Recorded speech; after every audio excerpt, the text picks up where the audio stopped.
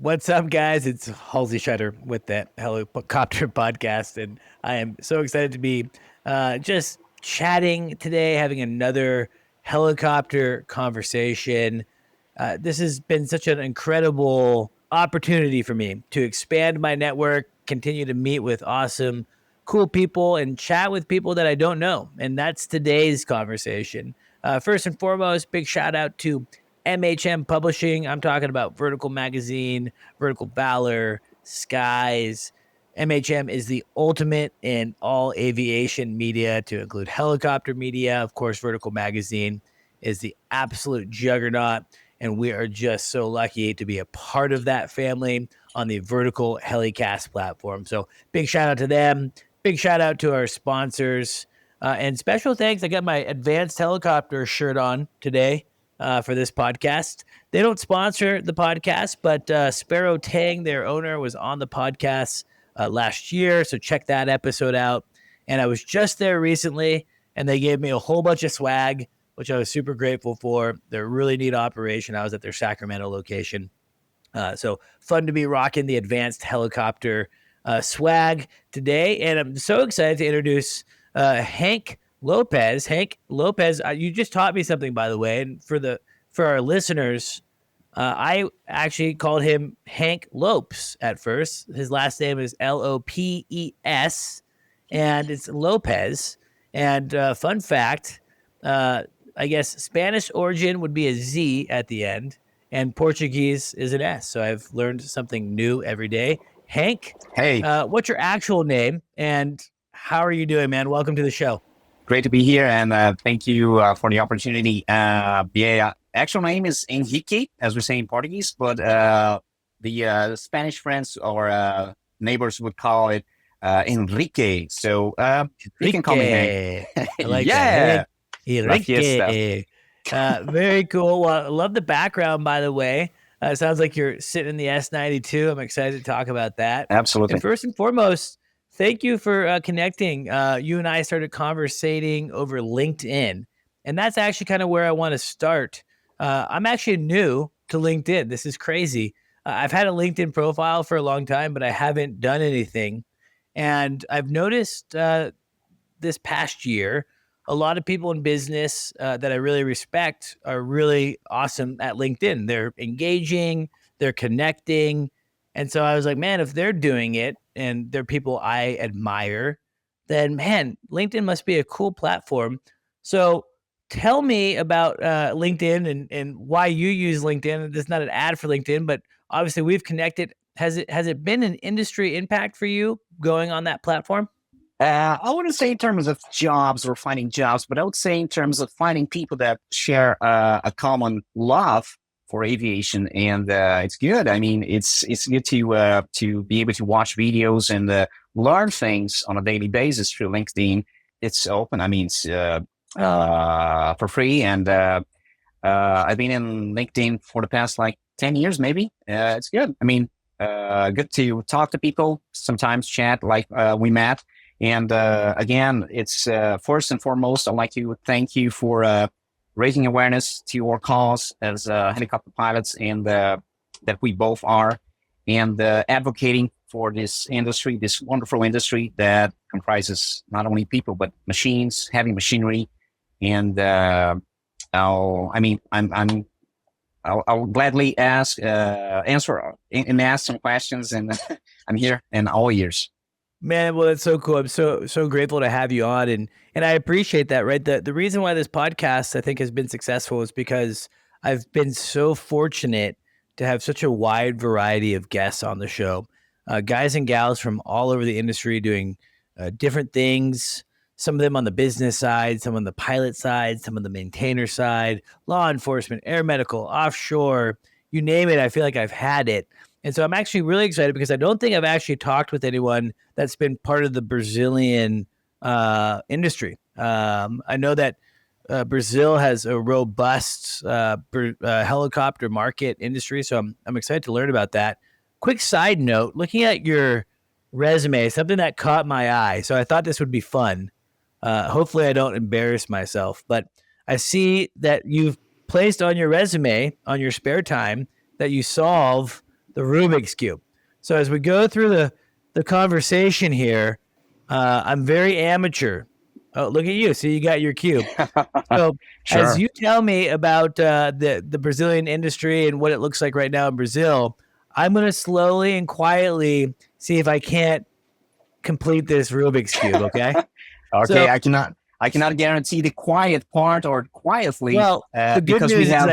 I can mute myself and still look like But I'm the point engaged. is, there's Sikorsky 92 approaching the pad right beside us, and it's gonna make some noise. So probably we have some noise, some Dolby surround noise Hey, I love from. that, right? This is the helicopter podcast, so it wouldn't be a great podcast. If it gets too loud, we might pause for a second, Yeah, but absolutely.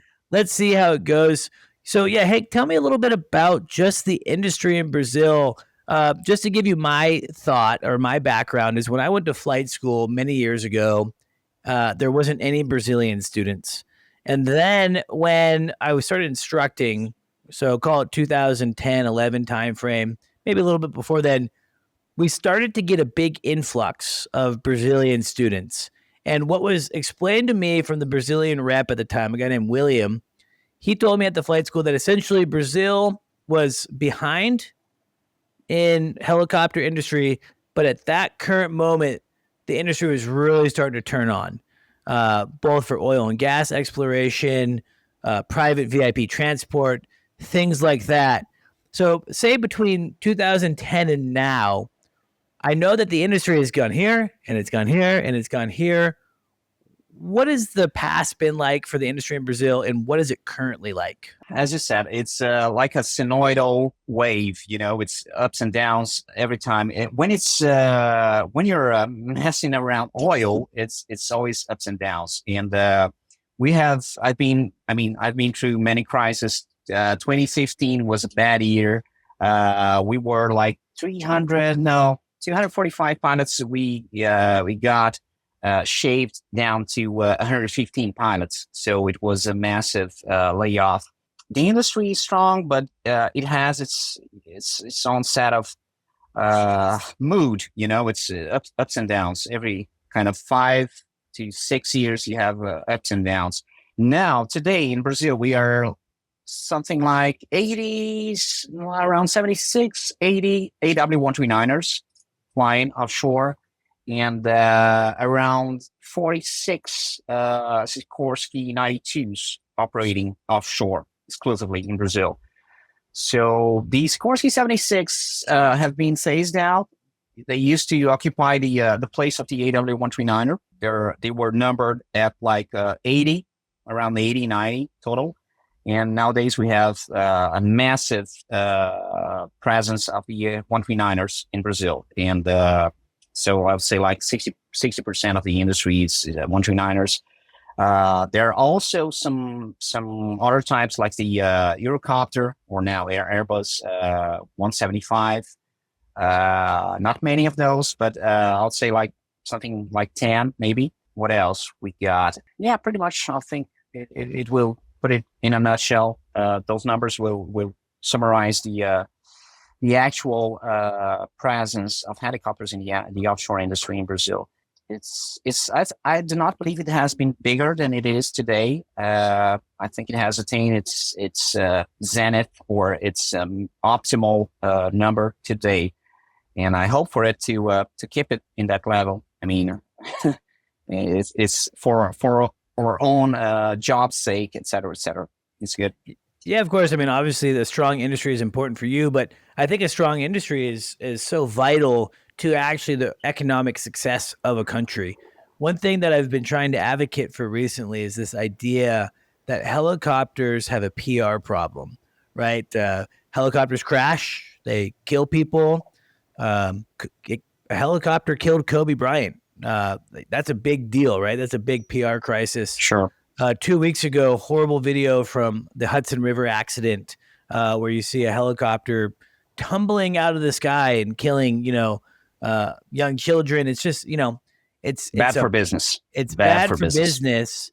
And what I've been trying to push is this narrative, like, okay, look, helicopters do crash. That happens. So I'm not going to rebuke that. So do cars. In fact, I've had a wire strike, not in a helicopter. I was in a Jeep Rubicon, and I've had back surgery because of it. I got really Wow. hurt because of it. It was a severe accident because, again, driving cars can be dangerous, and you can have a power line fall in front of your car and put you out of control. It's ironic, obviously, being a helicopter pilot, that happened to me. But we don't. Cars don't really have a PR problem, and by and large, cars hurt more people every single year.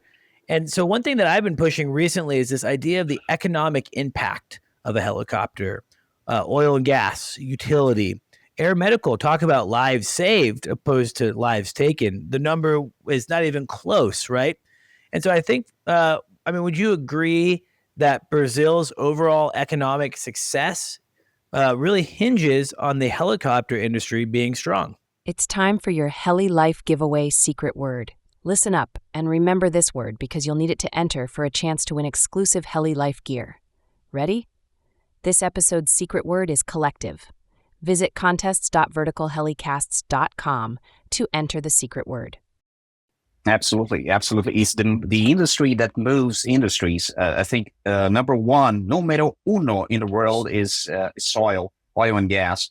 And second comes, if my memory serves me, pharmacy. So, and defense, like big conglomerates like Lockheed Martin. Huge industries that generate thousands of jobs in defense come in ninth place. So it's the first is always, and I believe for the next probably 30 or 50 years, it will still be oil industry. And absolutely, Brazil is surfing this wave of a good economy, or a stable economy, due mainly to the offshore oil business. Yeah, oil, black gold, right? Texas Correct. tea. It's obviously big financial impacts. A giant billion dollar industry, probably approaching really $1 trillion industry if it already hasn't surpassed. So yeah, obviously huge, big for the economy. Go back to me a little bit here on your training days. So again, I had a really familiarized experience. We had a huge influx of Brazilian students that came in to my school up in Oregon. They came in on visa. They learned how to fly, and then they come down. I guess they go back to Brazil and probably have to finish up the Brazilian equivalent. But talk to me about your path. And if I'm a young person in Brazil right now, or I'm a person in Brazil that's worked a career but interested in getting into helicopters, what would be the best way for me to do that?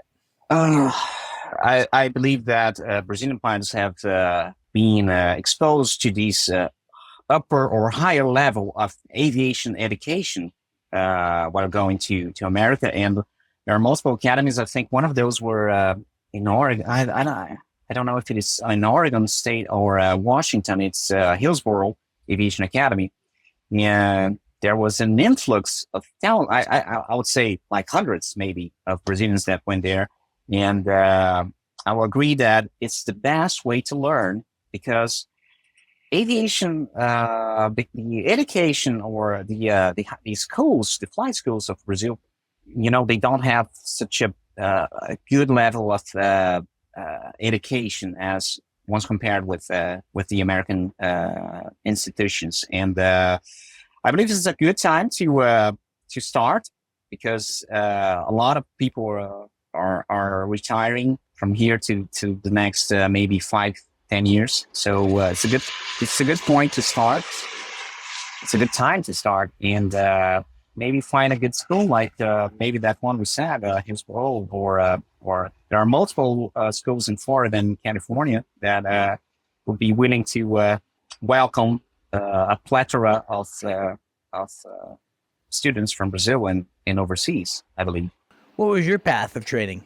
Yeah, I was a kid in aviation. I started observing, like bagging for flights when I was 11 and 12. And oh my God, the Cherokee, let's fly a Cherokee 6. And I mean, I wasn't big as a grown up, physically. And the dashboard was tough to, it was difficult to visualize over it. Yeah, it was. I mean, I was a kid. And from that I moved to trying to fly gliders, and then I was confronted. I was facing a dilemma of choosing crossroads or separate ways to choose from fixed wing or rotary wing or helicopters. Then I picked helicopters because it adds this three-dimensional vertical variable to the equation, and airplanes are mostly attitude. You take off, it's pitch, and you then cruise. I mean, you don't have this interaction with third dimension as in helicopters. And I think it's maybe given to you by the collective, maybe even the collective input or the collective control, which we have in here. We have a collective here. I'll show you the collective of the 92. And look at that, man. We're getting a full tour. So that's the one that opens the gates to this wonderful vertical world, of the helicopters. And it really is. It gives you a whole new dimension that airplanes maybe, mostly don't give you. So from that, I moved. I had to study some engineering because my old man demanded a degree from me, and he was right. And he was kind of grumpy sometimes, saying, "No, my son is not gonna be a helicopter driver or something like that. No, they're not. They're not drivers, Dad. They're all pilots. They all love aviation, etc., etc." So my father demanded this degree, which I was able to pass, and he was right the whole time, all the time. Dads are always right? Yeah, absolutely. And then once I graduated, I was studying in France back in the day. I was graduating, doing college in France. And I came back to Brazil, worked as an engineer for 2 or 3 years. And as soon as I was ready to pick up a position as a CFI, I said, bye-bye. No, I'm not here for me. And I went straight to the airport. The earnings were like a third of those that I was able to make as an engineer. But engineering wasn't good for me. It was aviation whole time. So then I started working as CFI, and voila, the story goes on. I've always said to people that it's that first feeling of raising the collective that's the absolute best part of flying a helicopter. Picking a helicopter up from the ground. I don't know if there's there's maybe some better things in life, but that's a top thing. It's a great feeling. It's visceral. And that's what I've loved about helicopters is it's really becomes an extension, right? Airplanes are cool. So nothing against our airplane brothers and sisters out there. We welcome you. But what I've always been told is, airplanes are inherently stable where helicopters are inherently unstable, right? So the helicopter doesn't really want to fly. So it's up to us to control, coordinate, and make the aircraft fly. And it's that first feeling that just gets me every time. I love picking a helicopter off the ground. And I think that's what we're all in it for, Hank, right? It's like Correct. We just, at the end of the day, love flying aircraft. I loved some of the conversation that we had on LinkedIn, how, essentially you've been wanting to be a pilot since you were a little kid, as you mentioned here in the show as well. Looking at your CV here, very similar to me, like aircraft scale modeling. Something that I did, right? As like a little kid, and then a teenager, like to fulfill that itch, right? It's almost like a drug. We had to do something. And so I got into radio controlled airplanes and helicopters even, long before drones were ever a thing. I would have really dug that as a kid, I'm sure. But it's just such an incredible industry to be a part of. So, Hank, I really appreciate you, mentioning about your dad, having some feelings of you going, say, straight to flight school, and he encouraged you to go to college, and you became an engineer, which is awesome. Seems like that was high value for you and a good experience. I had a friend of mine that was not doing well in school, and he had never really thought of aviation. But every time I went to his house growing up, his room was nothing but airplanes and helicopter stuff, really airplane stuff. He loved airplanes. And I said, man, why don't you be a pilot? Oh, my dad thinks I should be in business, and, he'd be real disappointed. And when my buddy finally decided to become a pilot, his dad was actually pretty disappointed, not even supportive at first, was threatening to not even pay, and support educationally through that.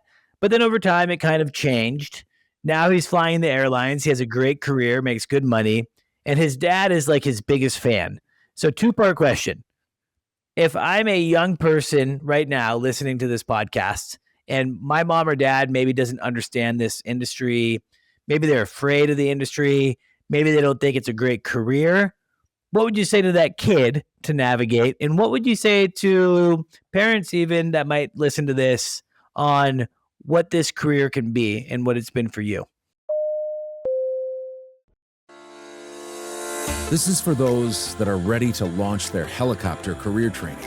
Hillsboro Heli Academy, the place where pilots from around the world begin their journey. With a real-world experience and a reputation that speaks for itself, visit flyhaa.com because it's different here. I would say that, speaking from experience, that I'm also a dad, and at some point maybe we're not capable of seeing the true vocations of our kids. We're too, occupied with daily troubles, issues, bumps on our way, and we cannot see the real vocations of our kids. And in my particular case, I would say it was the same with my dad. He had this preconceived idea about pilots, and as mere manipulators of controls, or something simple, like a forklift or operator or something like that. And he couldn't see back then the true vocation of this profession. And by that I mean aviation is not only a professional like from 9 to 5 or something like that. It's more than that. It's like a religion for some of us. It's like a priesthood, something that you study for and with devotion, and then you become a pilot. So it's like it transcends a bit the sense of a normal, or not ordinary, because all professions are equally important, but office profession or something like that. So it's aviation has this mystique, this magic, this magique, like the French would say, that other professions don't share. And parents might be sometimes scared about sons or daughters being a pilot and not having a full, enjoying a full scale life in terms of benefits, in terms of achievements of, buying a big house or, driving a good car or whatever. So they tend to have this bias of, no, you're going to be a doctor, you better be an engineer. No, piloting is no good for you. So, it's unfortunate, but it was my experience back in the day, and he was right. Having a degree is super important, but if you can fool your parents on being maybe an engineer and then acquiring all this wonderful knowledges that engineering will maybe being like a co-acting star with aviation in your life, it gives you a lot of knowledge that maybe even our pilots won't have. So it's good. And you have a degree after all. Yeah, no, I think it's both, right? I see both ways. I think that sometimes going to college can be really good for a lot of people. Not even so much for the, say, the education or the certificate or diploma that you get at the end, but more so just the life experience, right? You spend Absolutely. 18 years, if your life is anything like mine, which is very fortunate, you have parents that are very loving. They supported me financially, for 18 years, even longer, actually, really. They put food on the table, all these things. They were wonderful humans. So I got a great, I know it's not always the same story, but going off to education for me was important just to to gain life experience. Now I didn't finish college. I just went to 1 year, and I decided that, hey, I'm going to go to helicopter school, and that's what I want to do. Yeah. And look, at the end of the day, I have like severe. I don't know if I should say this for my medical, but I think I have like ADD. Right, sitting in a classroom is Yeah, not great for it's me, and okay. so I if understand. I understand. I don't want to learn about art literature. I really don't. I have no interest. And so for me, I can't focus on those things. And so I loved going to helicopter school, and I thrived. I became like a student that I didn't know I could be, just because I was so excited to be Sure. consuming all this. Your And I think, vocation, maybe, right? yeah. Your And that's calling, what's, I guess your so, a little divine bit. calling. Ah, right. I mean, I think so for sure. One thing that I'm really impressed with you, Hank, is you're very well spoken, tremendous dialect too. I mean, you speak French, English, Portuguese, intermediate with Swedish, Spanish, and basic German. V yeah, Gates, by the way, uh, and but your English is phenomenal. Your profile on LinkedIn is very professional, and I'm looking at your resume here, and it's actually probably one of the best resumes that I've seen. It's one sheet. It's clear, it's clean, it's sectioned. It looks really good. And I know that this is kind of cheeky, but like, talk to me about what it means to you to be a professional in the helicopter world. And it starts with things like the resume. Why is it so important for our listeners to understand that you have to present yourself as a professional to be able to get in the cockpit, say, of an S-92? absolutely. Thank you. Much appreciated. I'll say being a professional is the hardest part of the job because manipulating the controls, cycling, collective, having this good stick and rudder abilities is it's all right. I mean, it's most of us have it, but decision making is the problem. And being a professional, it's will involve a lot, tons of times saying no, because of this, that, and no. Sometimes it hurts some egos. I mean, it's tough, but lately in my profession, I started with reference books like the famous Stick and Rudder from Robert Langevish, I think is his name. Reading, devouring lots of books about, flying techniques, piloting techniques, honing your skills, how to be a better pilot, manipulating controls. And then you shift to a more psychological aspect of your profession, like human factors. So in that particular subject, I'll advise the fantastic books of Tony Kern, the Redefining Airmanship, Flight Discipline, Professional, or Being a Professional. I can recall the last title, but switching seats from left to right and then back to left, because once you become an instructor in the helicopter, you go back to the left seat. But switching seats, it's an experience of being more mature to be able to harbor and welcome all these psychological aspects of the profession and pilot decision making. You cannot be there's no space nowadays for tyranny aboard an aircraft cockpit. So it's evolving, not only maturing yourself as a man or woman, but also it transcends to a psychological aspect in the sometimes even spiritual aspect, if you will, to better understand people and to better understand how to work with people. and to have them working for you, with you, not because of fear or any reaction, but because they admire your job, your way to sort problems out. That's the part that I learned from being a co-pilot, transitioning to a captain, transitioning to a flight instructor, back to a flight instructor, because we are all flight instructors from the beginning. Me and you, we started as CFIs, right? So it's kind of transcendental, but it is what it is. We cannot be only technical. We have to be more human factors as well. 100%. Like that's to me being a professional pilot, right? It's A, being able to fly the helicopter. B, it's being a good person, so someone that other people want to be around. Absolutely. Right. Absolutely. If I go to work every day and I have to be with you, I want to enjoy being around.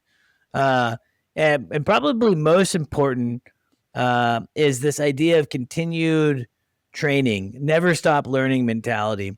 I actually did struggle with that sometimes. I feel like when I was flying air medical to me kind of felt like a doldrum sometimes, where it was really easy to be at the air medical base and that lazy boy recliner would be calling your name with Netflix. Mm-hmm. And it would be really easy for you to pre-flight the aircraft, go sit on the lazy boy, turn on Stranger Things, and kind of let the day melt away. And that's actually why I started selling helicopters. I had to do something or else I was going to, go crazy just sitting there. But one area that was bothering me is there was a time when I stopped kind of learning.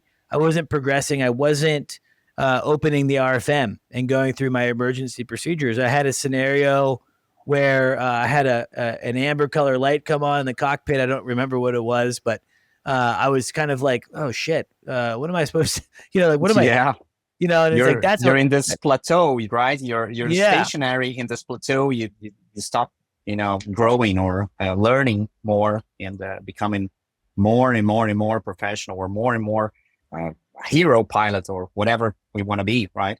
Well, talk to me a little bit about that, though, right? Because here you are, you're sitting now in an S-92. One would argue that that's a pinnacle of an aircraft to fly. It's giant. It's almost as big as they get for helicopters, if not really the big, has to be in the top, 3, biggest helicopters. I guess, I don't know. I can't think of some that are so much bigger, but what is it for you that you do to always stay on the top of your game? How much self-study does that take? What are you doing to always make sure that your pencil is sharp? I'm always competing with myself. It's I try to because as Bob Hoover, the greatest pilot I think that I ever lived, used to say, you will not, or you will never know everything all the time. I mean, you will forget things. You will have other perspectives of things in time. So I believe that the Sikorsky 92 nowadays is as you mentioned, is the second biggest per se helicopter. It's only surpassed by the EH-101, nowadays AW-101, which is the Merlin. They call the Merlin. It's in the vicinity of the 30,000 pounds. And this one we're sitting in is maximum takeoff weight would be like 26,500 pounds, up to 27.7 if you have the kit. No, you're good. I'm just like mind blown. 26,000 pounds. Pardon me. Like that doesn't even compute in my little helicopter brain. I'm used to hearing like, 700 pounds for an R-22, a few thousand for a 407 or whatever. So anyway, just, keep going. Sorry. As it's a big helicopter, there are other components in the equation that start to play a role, which are mainly inertia, because it's big and it doesn't stop, or, it does not accelerate that quick, and it doesn't stop that quick as well. So you have to kind of compensate for this inertia effects due to the mass of the aircraft. But the thing is, in here we have a very competitive, as pilots, we're all very competitive, individuals. And we have a very high level core of pilots in this company, and we kind of not test ourselves, but it's not the purpose. It's not because then you're feeding your ego, etc., etc. Side effects to that. But we try to share knowledge, and there will always be some knowledge that you still don't have, and you try to. Oh, could you tell me more about that? You experienced that malfunction you got. I'm trying to put a book together, a handbook about the Sikorsky 92 this past 6 months, and I want to do that not because of I'm an author or a published no, it's because I want to share knowledge about a machine that is very complex in its handling and construction, architecture, maybe. And I want more people to know, not in a technical way. I don't want to be too much in the technicalities of the 92, but I want to, it's part of my French, but it's more like a guide from the streets of the 92. It's to tell people with its quirks, features, and things that will happen sometime if you're an operator of the 92, and they are not contained in the emergency or the emergency checklist. You won't find them there. It's almost like street smart versus book smart. Absolutely, right? Street smart. Yeah, so you're trying to make an S-92 book that can help you get some street cred for the S-92. What are some of those? What are some of the things about the S-92 that you've learned that you're wanting to put in this book? Thank you to our sponsor, Precision Aviation Group. Mission-critical operators and fleet managers rely on Precision Aviation Group as a worldwide leading rotor and fixed-wing MRO provider. PAG provides tip-to-tail solutions in 4 MRO segments: avionics, components, engines, and manufacturing DER services. A single point of contact gives you access to over 150 million in inventory globally, 24/7. Just call 800-537-2778. Precision Aviation Group. Others sell parts. We sell support. How to treat some approaches depending on the ship or the vessel you're approaching to. How to handle this inertia. How to handle this energy accumulated through its mass, and accelerate or decelerate in order to make a good approach.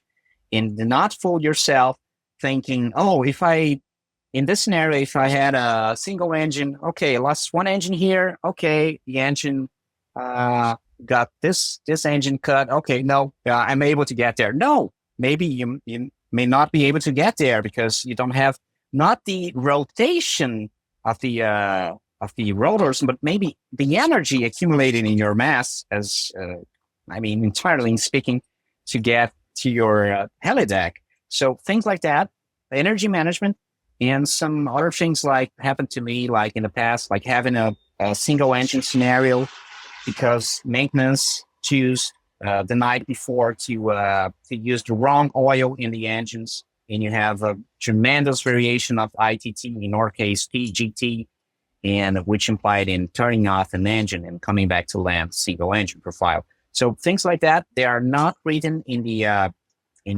textbook, in the RFM, in the emergency checklist.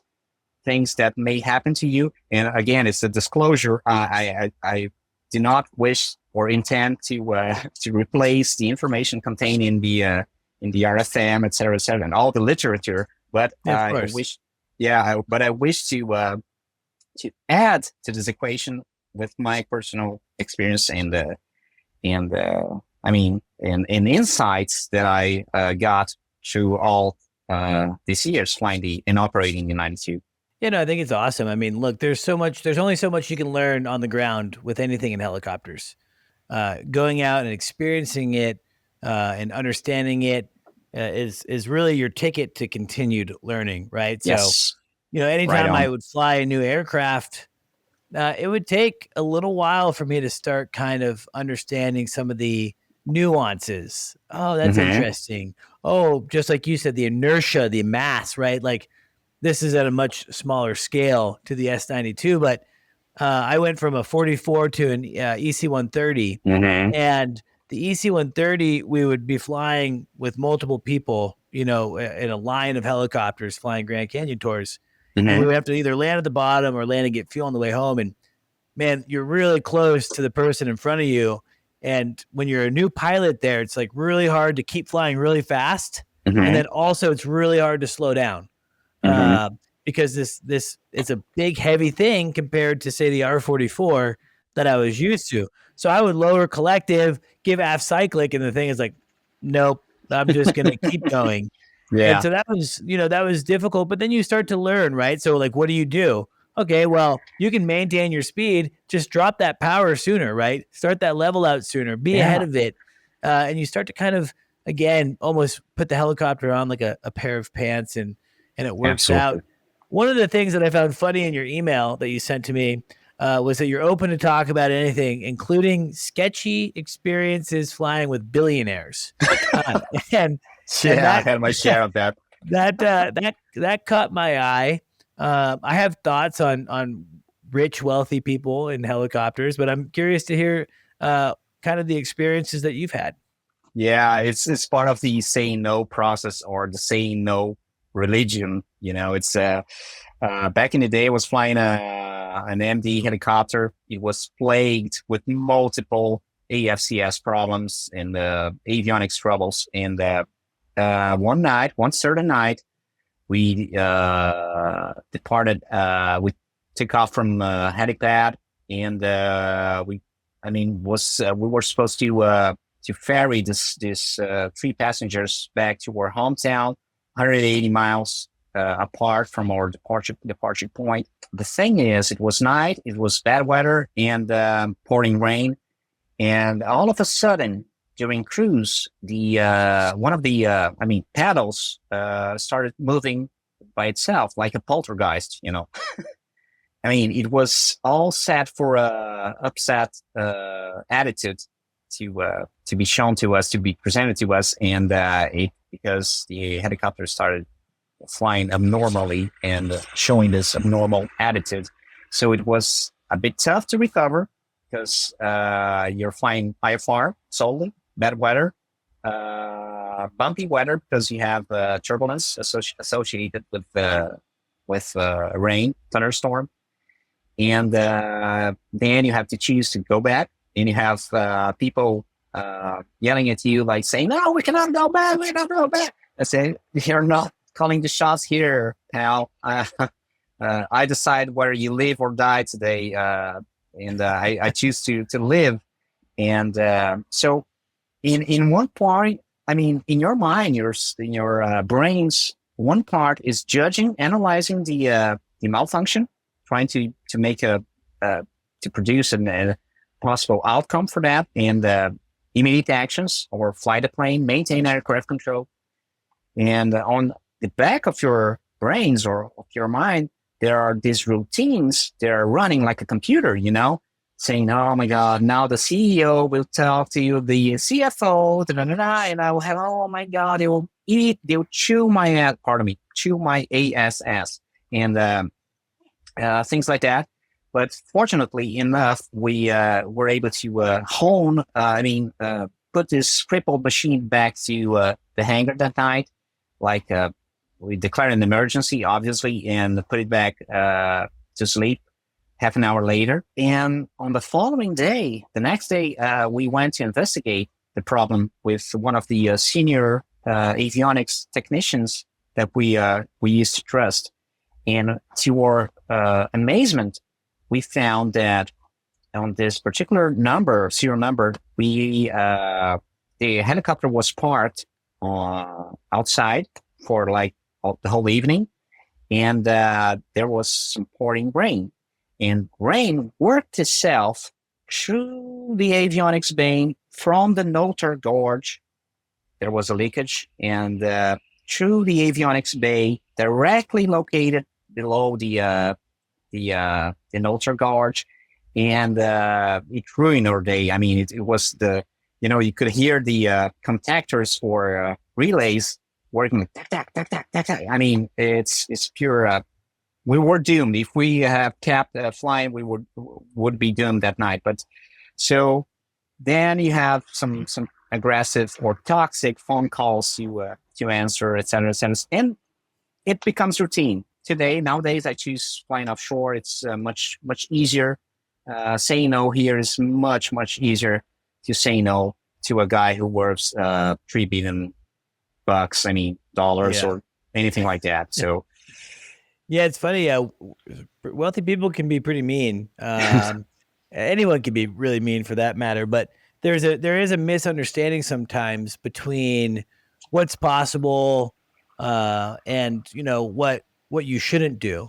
And unfortunately, there's been a lot of sad stories where pilots felt the mission pressure to continue. We talked about Kobe earlier. absolutely, I'm still in disbelief that Kobe's dead, let alone from a helicopter. Again, a decision that could have stopped way earlier just by this guy saying no.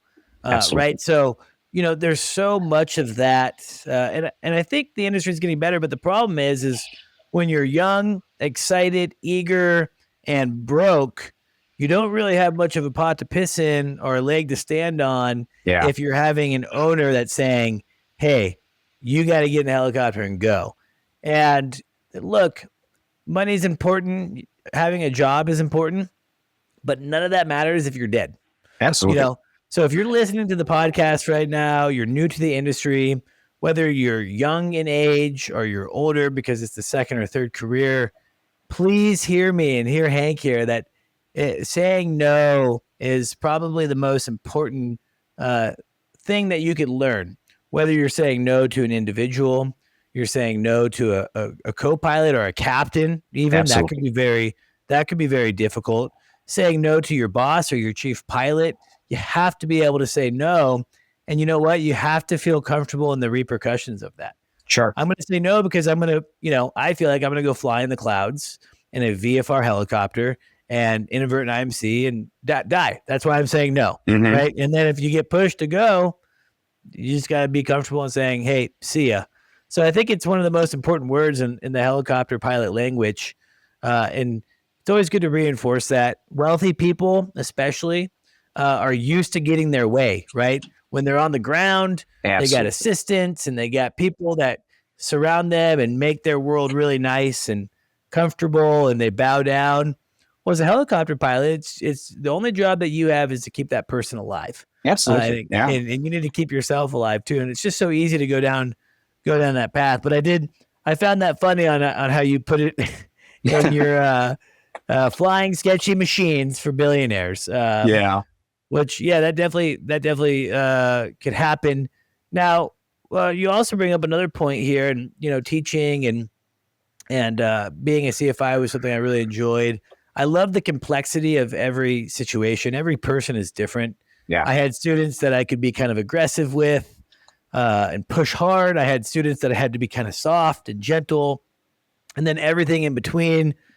I would tell CFI candidates that you have to learn to teach one maneuver 10 different ways because you're going to have 10 different students that learn it a different way. absolutely. It looks like you have lots of instruction experience. What has been some of the things that you've done to help students when they plateau or when they're having a hard time with something? Absolutely. You nailed it. The no question. I think going back to the no question is just, it starts as a small monster, a Pokemon, and it grows like a gremlin. And if you don't say no, it will only grow bigger and bigger and bigger to the point that it will just swallow you in the cockpit. So now back to being a CFI. Yeah, absolutely. The maneuvers when students kind of plateau in their performance, the tactics, or the way you approach the maneuver, it has to be changed mandatorily. And sometimes you better say, guys, let's go back to the pad. Let's turn it off. Let's go drink a beer and call it a day. And tomorrow we'll try it again, because people get saturated, not because of the maneuver itself, but with their problems in their back of, the routines that are running in the back of their brains, and they get saturated with that. And I had multiple occasions with students. I teach with the law enforcement agencies of my state, my home state. And had many cases of students reaching a plateau and not being able to control, and even regressing in terms of going back on their previous performances while executing a certain maneuver. And so I was always willing to read about it. Try to, maybe today we have a plethora of YouTube videos, maybe about instructing, and go reading about in the. There's a good reference, the Robinson Maneuver Guide or something like that. It's a guide. It's a very good book about how to teach and how to perform the maneuvers. I was always trying to, or open to question myself if I was at the right point. If I was at the right path with that maneuver, because I could be wrong in trying to teach the wrong way, or vices of myself that were being transported or morphing the student into myself, so pretty much is literature, and sometimes calling it a day and going back the other day to try again. Yeah, I've talked a lot about that. In fact, in a recent podcast with Kimberly Hutchings from Volo Mission, she's pretty awesome on human factors. And I was telling her that for me personally, when I was learning, I was very challenged in getting frustrated and then allowing my frustration to then shut me off to learning, and then also become defensive. I would have times where I would start to kind of be a jerk to my flight instructor because I was like, you're the problem, even though he wasn't the problem, right? It was just my inability, my ego at that time. I was young, right? I was 18, 19 when I was learning to fly, but I still struggle with that actually on other things that I learned. So it's something that I recognize about myself. And I was able to recognize that in students. And that's when I was actually able to really call myself out. I'm like, oh, okay, now that I see it from this perspective. This is epiphany, yeah. Epiphany is a great word. And actually, that's what instruction is like for me. I always have people that are like, I don't know, I don't want to be an instructor. What else could I do? And I always encourage people to be an instructor because it puts you in a new perspective. And then you get to actually recognize what made you a bad student, right? I could recognize the same hazardous attitude, right, now from this angle. Or I could recognize the legitimate bad attitude of a bad auto entry from back here, right? Oh, yeah, you just got to keep it level. Seeing all these things that are so different perspective. And that's why I think teaching is one of the best gigs to really sharpen your tool and make you a great helicopter pilot. Absolutely. So the biggest helicopter I've ever flown, I haven't flown anything bigger than, say, a 130 or an A-Star or 407. And so I've seen an S-92. In fact, this past year at Verticon, the S-92 came in. It was super cool. It was blowing me away. It's windy. It's a big machine. Could I get in that cockpit? I don't know how to start it, but let's say you start it for me. Would I be able to pick that helicopter up? Thanks to our sponsor, Airbus. Airbus provides the most efficient helicopter solutions to its customers who serve, protect, and save lives and safely carry passengers in demanding environments. Its civil and military helicopters are flying all over the world, making missions possible. Visit airbus.com for more information. Halsey, absolutely. You have the skills, you have the past experience. Absolutely. It's kind of sometimes in certain flight regimes, it's a dumb helicopter, because it's big and it's kind of a dumb helicopter, but absolutely. Yeah. You could take it to a hover and rotate it and fly it. Maybe you would only have this hesitation because, it's about being oppressed by the size of the machine. But I certainly believe that you would you would nail it and hover it. It would get, a few minutes only to get accustomed with the hover height or the proper hover height in terms of the ground, measuring, telling your sensor, your human sensors, how high you are from the ground, how high the wheels are from touching the ground. So it's more like recalibrating and becoming a pilot. Like I could teach you in, here we work in fortnights, like 15 days rosters, and I could teach you in one period of 15 days. I could teach you manipulating and flying and landing offshore, and absolutely, you have all the skills. So no doubt of it. It's universal. All right. Well, you said it. I guess I'm coming to Brazil. I'll get my conversions and I'll come work with Hank. How does that sound? Absolutely. Absolutely. That's awesome. We have one of the greatest foods in the world. It's a great place to be. I mean, I wouldn't trade it, at least for now, for any other countries I've been or living or visiting. Yeah. So my best friend growing up, he moved from Sao Paulo when he was 9. Oh. And so he was my neighbor growing up. He's still one of my closest friends. He's an awesome guy too. It's very similar to you. Like when he speaks English, he sounds like he's from the United States, right? Mm-hmm. When he speaks Portuguese, people are like, "Oh, you never left Brazil." And then his Spanish is so good. Even like dialect, like we went to Costa Rica together, and the locals thought he was a local because he's really good language guy. Nice. Anyway, that all said is growing up, I got to, eat at their house a lot. And, lots of good Brazilian cuisine.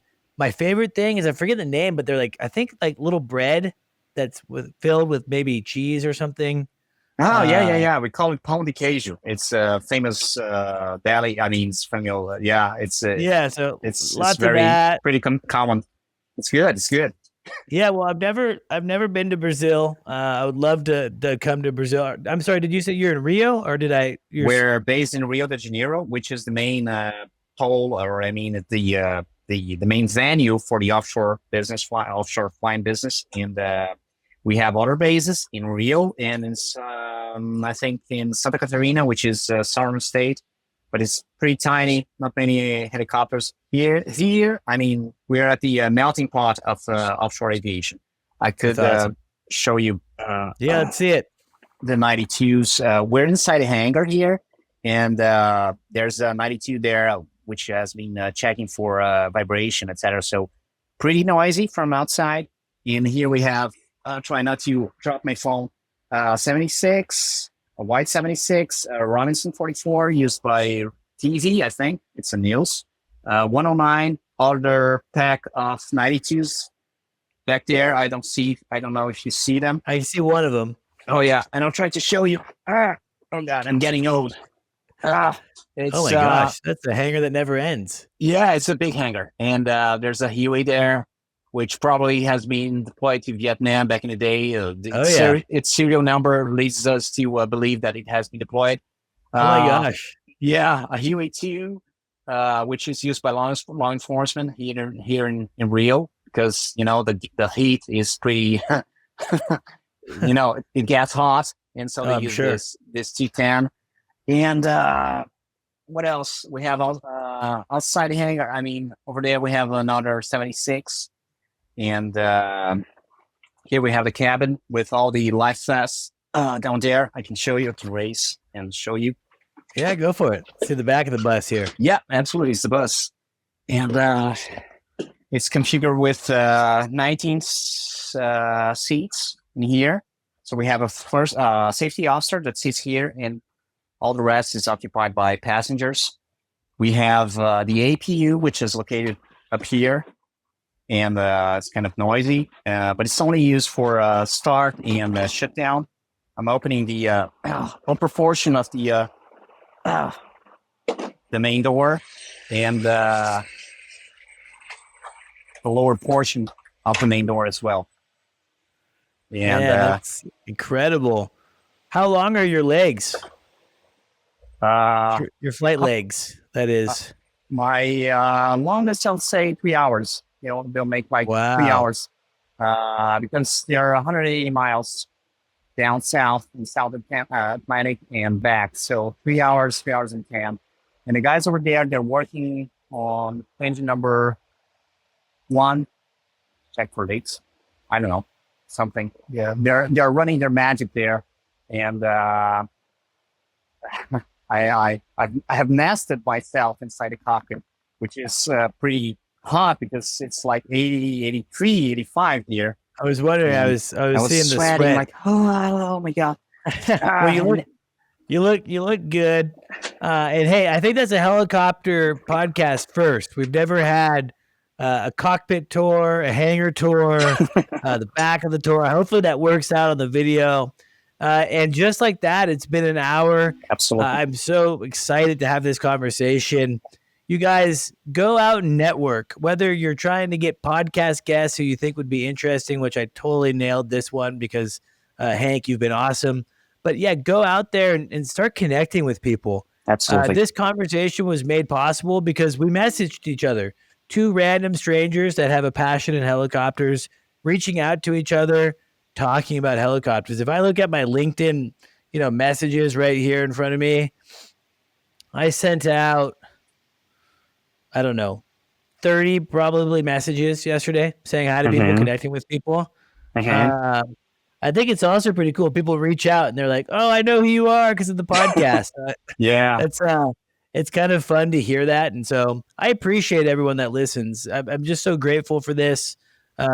You said it earlier that, you enjoy the podcast because it's pushing and advocating for the industry. And it's because guys like you are willing to come on and talk to me. So I really appreciate it. Thank you so much to our listeners. Thank you to our sponsors, of course, for making the Helicopter Podcast possible. The Vertical HeliCASTS platform put on by Vertical Magazine has been a game changer, and I'm just a lucky guy to be a part of it. Mike and Linda Reno of MHM Publishing are awesome folks, and I'm just lucky to be in their atmosphere. Hank, thank you so much for coming on. It's been so much fun, and I hope that we can continue to stay in touch. Absolutely. The door is always open, and thank you very much once again for advocating for all of us. This tiny industry, this tiny universe that is helicopters, and I will be listening to your further podcast, and count on me if you want to talk or find out more about Brazil, 92s, or anything helicopters. Okay. Well, I want to come now. This is just another excuse to come visit Brazil. So absolutely, Hank, thank you again. This has been so much fun. And again, to our listeners, thanks for checking out the Helicopter Podcast. Please stay tuned for a final word from our sponsors. We know you love helicopters. That's why you're here. But are you ready to make it a career? Hillsboro Heli Academy has been making dreams of flying helicopters come true since 1980. Visit us at flyhaa.com and dream big. Thank you to our sponsor, Precision Aviation Group. Mission-critical operators and fleet managers rely on Precision Aviation Group as a worldwide leading rotor and fixed-wing MRO provider. PAG provides tip-to-tail solutions in 4 MRO segments: avionics, components, engines, and manufacturing DER services. A single point of contact gives you access to over 150 million in inventory globally, 24/7. Just call 800-537-2778. Precision Aviation Group. Others sell parts. We sell support. Thanks to our sponsor, Airbus. Airbus provides the most efficient helicopter solutions to its customers who serve, protect, and save lives and safely carry passengers in demanding environments. Its civil and military helicopters are flying all over the world, making missions possible. Visit airbus.com for more information.